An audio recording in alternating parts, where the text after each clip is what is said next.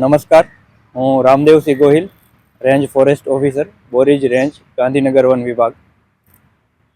દર વખતની જેમ આ વખતે પણ આપણે 10 જાન્યુઆરીથી લઈને 20 જાન્યુઆરી સુધી કરુણા અભિયાનનું આયોજન કરેલું છે.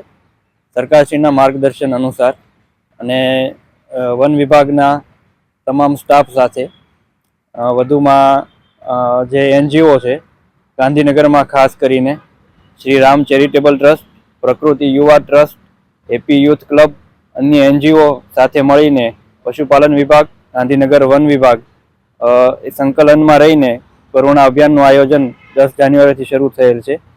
જેમાં ગાંધીનગર ખાતે ચ0 ઉર્જા રેન્જ ખાતે, સેક્ટર 17 નર્સરી ખાતે તથા પશુ દવાખાનું સેક્ટર 30 ખાતે આપણા બર્ડ કલેક્શન સેન્ટરો આવેલા છે, જેમાં ઘાયલ થયેલા પક્ષીઓની સારવાર કરવામાં આવે છે.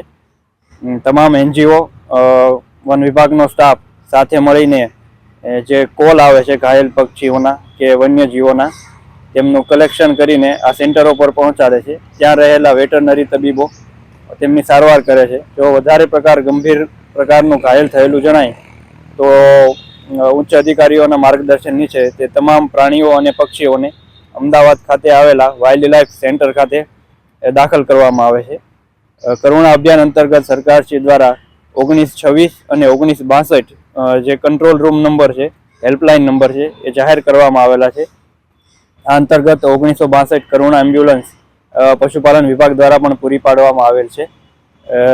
કરુણા અભિયાન અંતર્ગત ગાંધીનગર વન વિભાગ નો અંદાજે 150 જણાનો સ્ટાફ તથા સ્વૈચ્છિક સંસ્થાઓ મળીને અંદાજે કુલ 300 થી 350 જેટલો સ્ટાફ કામગીરીમાં હાલ લાગેલ છે.